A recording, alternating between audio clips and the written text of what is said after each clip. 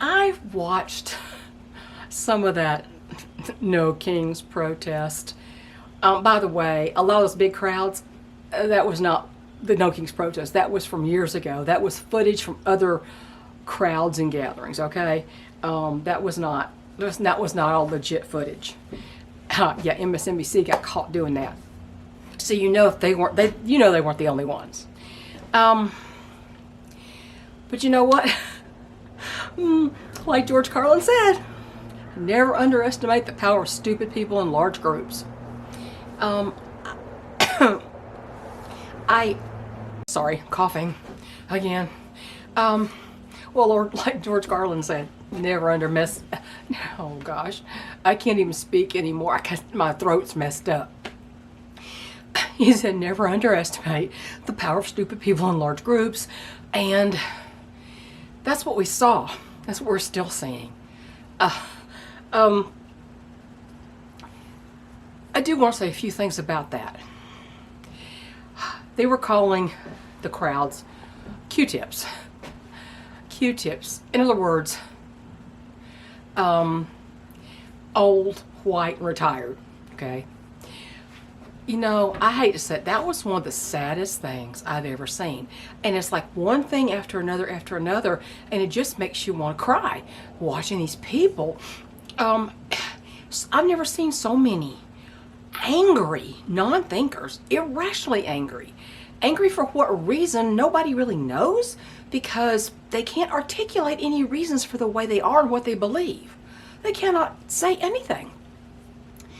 You know, let me just say, those are not my people. I'm turning 69 next month. I'm Caucasian. I don't say white because I'm more of a light peachy tan, so I don't say white. I only have a few gray hairs. I don't have that many gray hairs. And I retired ages ago.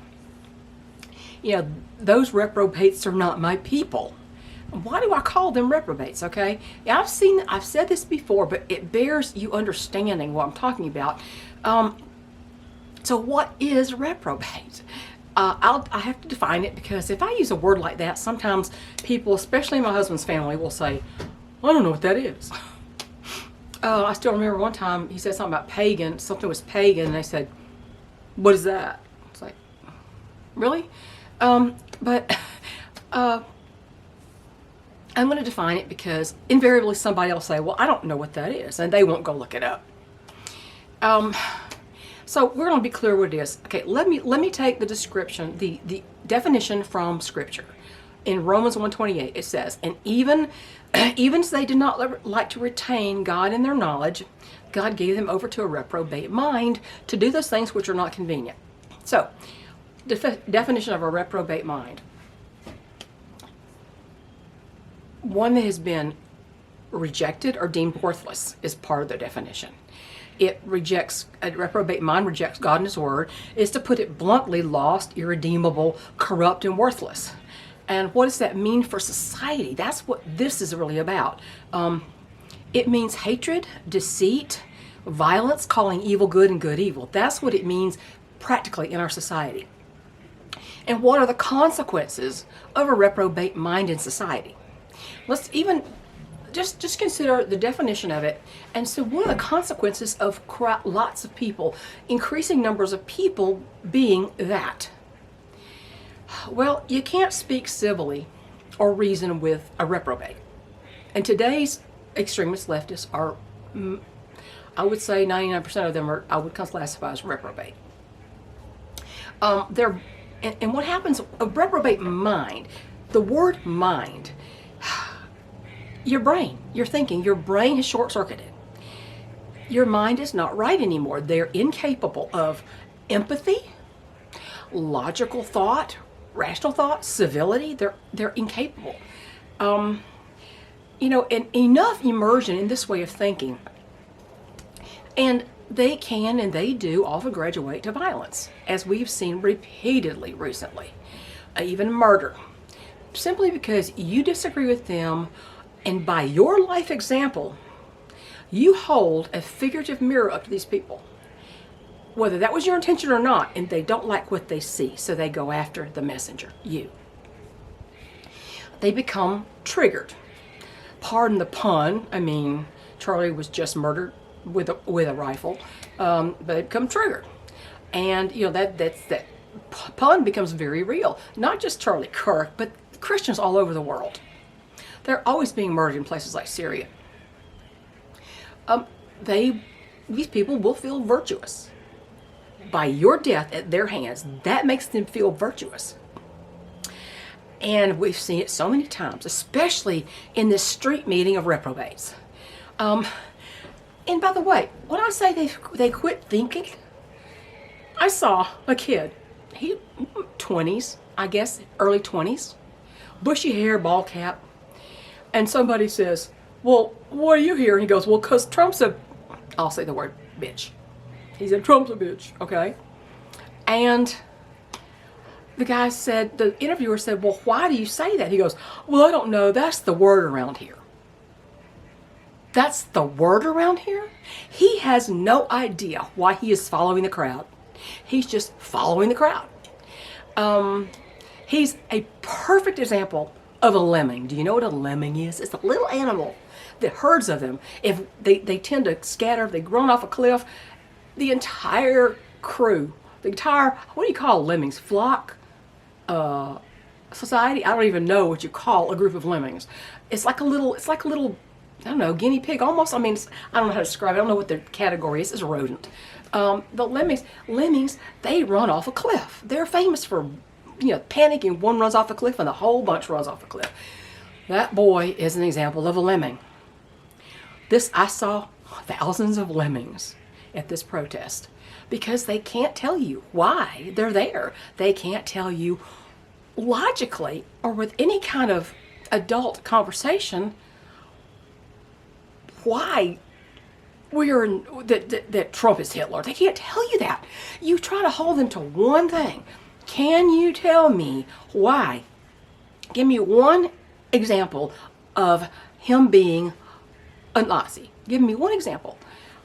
No, well, he just is. Now, that's not an example. That's not an example. They can't. They can't. Oh, you mean because he's upholding the laws of our Constitution, the laws of our land, and our rights in the Constitution? That makes him Hitler? I don't think Hitler did that. Do you? But see, brain short-circuited.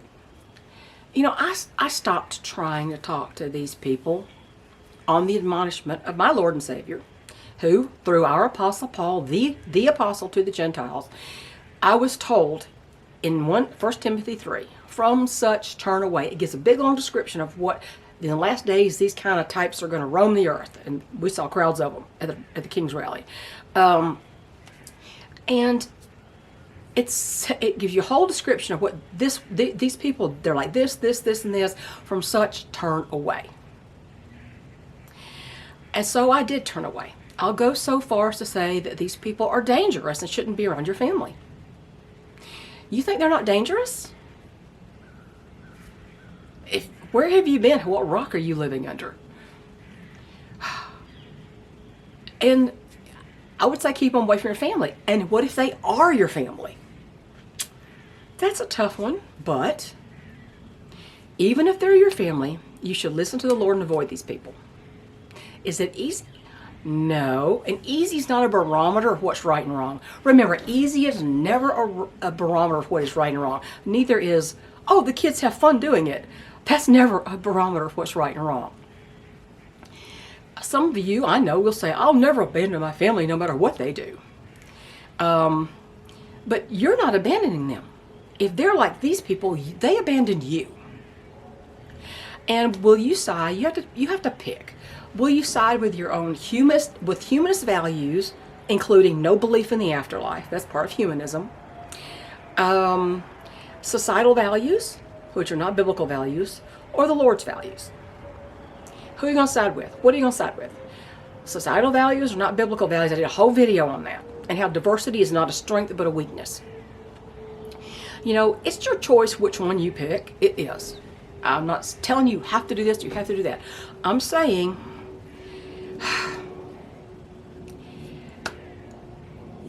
your choices have consequences. And I don't mean that if as a believer you keep trying with your family, God's not going to abandon you.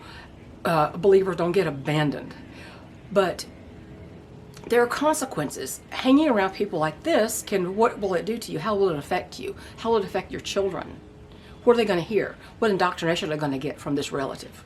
Honestly, I give them a very wide berth. That's my take on it. You do what you want, but I'm telling you, if you don't heed that admonishment, that warning, you may regret it one day.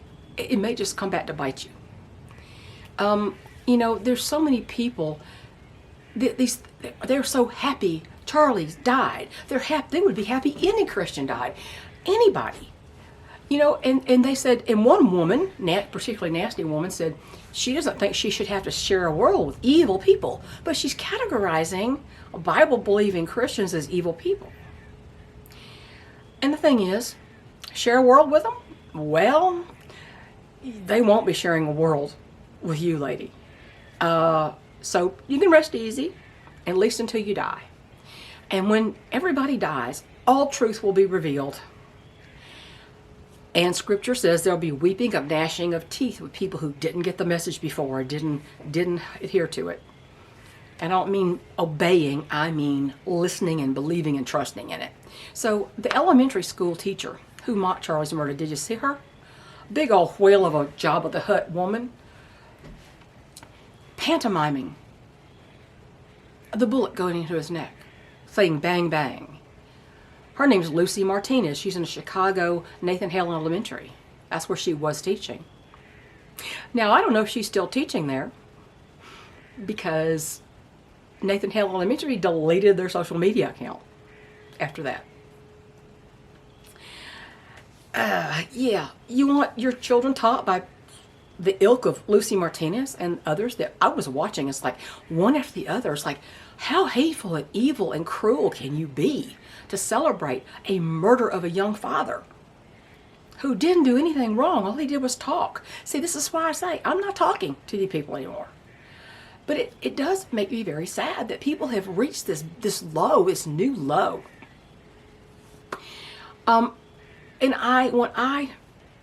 My son is a teacher. He has tried his best to teach. He has a master's degree from Trinity College in Dublin, Ireland.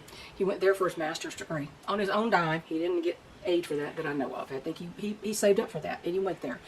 And he wants to teach, and he's an excellent teacher. And I know that because he's been helping me sometimes with some of my writing. And in creating my book cover. I have a book cover for my new book already. I like it. I love it, actually. He was helping me a great deal. So he's so smart. And he was just saying, I just don't know how children can get to be 12 to 14 years old. He teaches English as a second language, but he also teaches to kids who do know English.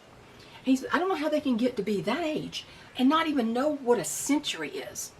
They swear they've never heard of Christopher Columbus. They haven't heard Christopher Columbus sailed the ocean blue in 1492. I forget how the rhyme goes. He said they don't know that. They've never heard it. They don't know who Christopher Columbus is. He said it's like teachers are interfering with their social life, and they're just somebody to be ignored. And he said I don't know how do they get to be that way. And I said, well, bad or illiterate parents in government schools. So sadly, he's teaching in a government school, but he's actually trying to teach, and he put so many hours into this. And he's writing his book. And he's reading books, and he's writing, and he's helping me do writing and all that. And it's just disappointing that he makes no headway with these kids. Their parents don't care what they do. And of course, there are some bad teachers, yes there are, but you can't. I've heard so much about the way the system's working now from a teacher that I know very well, and yeah, it's very disconcerting to hear all this. What do they think they're going to do? I mean, it's almost like people spawn these children, and then they say, "Here, y'all take care of them. I got things to do. I've got to go buy chips with my EBT card and get a $100 manicure." I'm not saying that plenty, but my kids, they can't do anything wrong. They screw up, you fix it. It's like their baggage, like they carry luggage around with them, and they don't even carry them around with them. They just kind of leave them to their own devices, unfortunately. But it is best to get your kids out of public school, because this is where they head. These reprobates. Do you know who these reprobates are? These old, the Q-tips, the white-haired people. Do you know who they are? They're the people I grew up with. These are the people who were the hippies, the original hippies. And they've been trying to overthrow the government. Every time you turn around, they're trying to do something to overthrow the government, and they never have managed. So here they are in their little walkers and their wheelchairs with little signs and little plastic crowns on their heads going to a No Kings rally. No young people. The young people are turning more conservative in general. Some are just dumb as a box of rocks, and uneducated about the same. But these old people, they're not my people. They are not my people. I may have gone to school with them, but they're not my people. It's insane. So, I would say don't give your kids to the government schools to educate and raise for you. My kids did go to public school, but they had teachers at home. Me and their dad, we taught them. They could do phonics, and they knew how to read when they went to first grade. They knew how to read, and then they started this stupid thing like by sight reading. If you see words, learn these words, not how to pronounce the words. And we taught them how to pronounce the words so they could sound out a word they'd never seen before and get pretty darn close to it. But parents like that, there are some, yeah, sure there are. But there's more, I think, they're not. And don't give your responsibility of your children over to government institutions. And imagine the indoctrination that goes on in those schools every day if their teachers are part of that crowd. All day long, every day in public schools. If you give your education of your children over to people like that Lucy Martinez and Chicago school system, you're going to have indoctrinated children, and you won't like what they become in the end. But anyway, besides, real adults got stuff to do, y'all. We don't have time to mill around the streets aimlessly with a bunch of signs and be rude and obnoxious to people we don't even know. We don't have time for that. We're adulting. So, you got to wonder, where are these people working? Well, I guess a lot of the older ones are. They're on Social Security, so they're on the government dime, trying to overthrow the government, of course. So that's just what I want to talk about that. And the funny thing is, I'm like, okay, wait a minute. I'm watching people leave a nursing home or assisted living in wheelchairs and with little walkers with their little crowns on. I'm like, wait a minute, I thought this was a No Kings rally. So why are you wearing a crown? I know why. It's because they want to be the king. They want to be the one in control. And don't hand it over to them. These people reprobate minds once again. So, anyway, that's my take on this No Kings garbage. And the dull bushy-haired kid, I howled. I was laughing so hard. Trump's a bitch. Well, why do you say that? Well, because that's what the word is around here. And I'm just going to go along with this. Like, you let me. What is wrong with you? What's wrong with him is what's wrong with most all of them. But this is why the reprobate mind means something has changed in the brain. The brain is short-circuited. And it was caused because they have rejected what's right so many times that they can no longer recognize what's right. So that's what you're dealing with. That's why you get nowhere talking to them. That's why the Lord says, from such turn away. Don't try to convince them, because you can't. From such turn away. So, anyway, there you go. I know some people, this channel, I don't know what is up with this channel. I have had the same subscriber count for literally years. And I know it can't be the same because I've had people say, new subscriber here, over and over. It's like, okay, well, why are they not? It's because YouTube I don't monetize, and they don't like it. They want the advertising revenue. And I use ad blockers on mine. So I don't even see the ads. I don't know why people say, and look, YouTube says you can't use it. Well, I've been using them forever, and they haven't done it. I'm still using them. I won't watch YouTube at all if I have to watch through ads. I'm not going to do it. And I don't care if you're hawking for something. I'm also not an e-beggar, as my friend Will on here would say. Call it an e-beggar. I'm not an e-beggar. I don't say, give me this money for a cup of coffee or whatever that thing is they always put up there. If you want to do that, fine. But I don't like that. I don't subscribe to that kind of material. And if you want to monetize, that's up to you. My people are making their careers this. I don't know where your help program comes from if you're on YouTube and that's all you do. I don't know. But I don't know. There's a million voices. That's true. There's a million voices on here. I tried not to talk about things like this too much anymore. But this was just, one after the other. Evil, cruel, disgusting things they said. And I'm like, do you even hear yourself? Would you want to be, what if somebody thought you were like that? well, they do, but what if people took a gun to your head or your son's head? How would you feel about that? How would you feel? Well, the simple fact is it's not the people, the traditionalists, people with Christian values are not doing that. Obviously, reprobate minds can't understand that they are not the cause. The Christians are not the cause of their problems. They are the cause of their problems. And, you're just never going to get anywhere with the conversation. Very few still have the brain power left to understand anything you tell them, anything you say. They don't understand that you're trying to do that for their benefit. They don't get it. They think you're judging them. Oh, I love that. Judging. And they just don't respond to that anymore. They don't respond to civil conversation. I still remember in the 80s being on street corners in the red light district after dark with Wiccans and all kinds of pagans and all kinds of crazy Thor worshipers. Seriously, we encountered Thor worshipers back then on the streets, and every single one of those people was kinder and more polite and adult than any of these Democrats today. And these were some crazy people too. And I didn't feel like I was in danger. It was a different time. People are different. People are different now. You're seeing more and more reprobates. The crowds are gathering. So anyway, I'm done. I can't do this more. This is too much, so I'm going to let you go. I had to wear a sweater today. I had another shirt. It was too cool. It was like freezing today. It's that kind of time of year when you're not acclimated, because it keeps getting warmer in the afternoon and then colder overnight and then warmer in the afternoon, and you're wearing 3 different seasons worth of clothes, and you don't know what to expect any given day, and you're not used to it being colder. It's cooler, so it feels cold at that point. We always acclimate, but until then, I guess I have to change clothes 3 times a day. So I did see the pulmonologist. I about had a fit when I went in there, because first they give me this packet of stuff to fill out, and I have never filled out so many papers in my life. And I had 2 things that were funny. Not funny, but it actually almost sent me into a panic attack. It got me very tense. First thing was, at the window, receptionist window, it's got the sign, no concealed weapons of any kind. On this probably had a picture of a gun, a picture of a knife. I was like, no concealed weapons? Well, you realize if it's concealed, you don't know they have it, right? I mean, they want to see, it's like, we want to see your weapon. Well, that ain't happening. So there's that, which makes no sense. It's like, okay, you think I'm going to go in there with the intention to kill people and bring my firearm or my knife, and I'm going to go in there and I'm going to see this sign and go, oh my gosh, they have a really good sign. I can't bring this in here. Are you serious?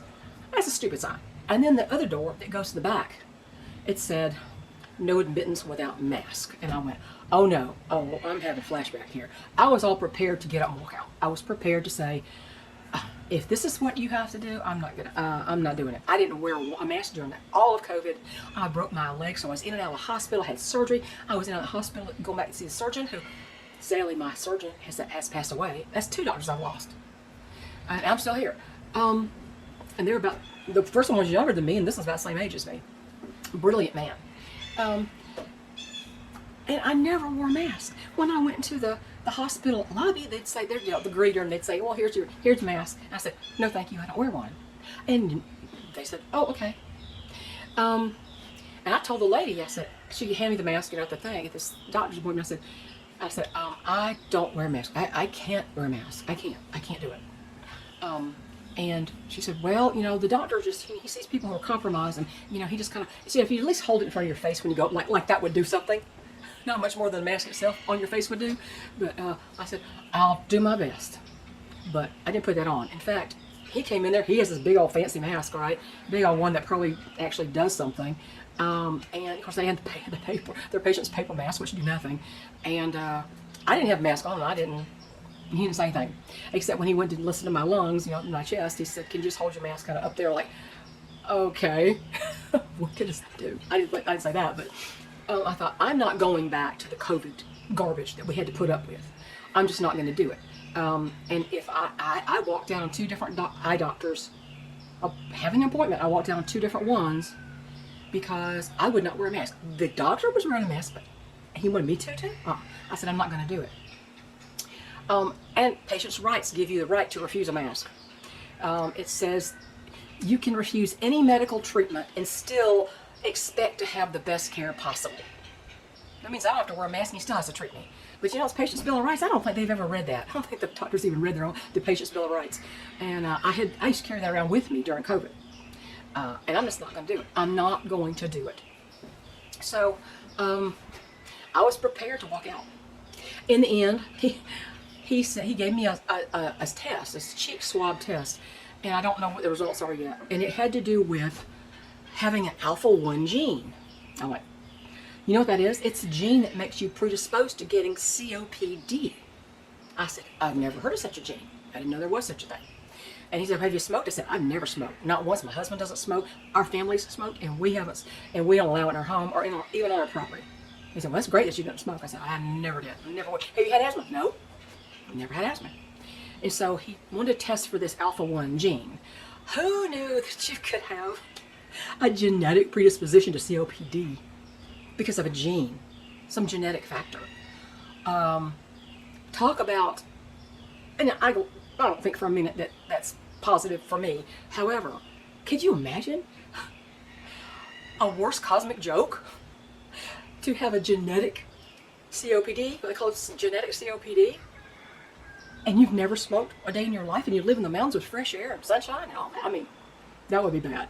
I don't think that's true, and I'll just wait to see the results. Also, they want me to do a breathing test, meaning I've got to go and I've got to blow in something, you know, that thing, so I measure your lung capacity.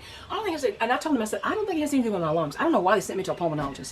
He said, well, I'm inclined to think it's exactly what you said, that it's some kind of allergy, and so, I mean, not that it makes me feel better, because it's still affecting me badly.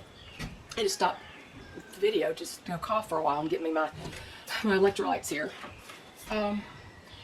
So anyway, I just wishing me the best on that, because I'm just so sick of this. It's been going on since March, and I've had enough of it. So I guess that's all. So take care, everybody, and I'll talk to you later. Bye.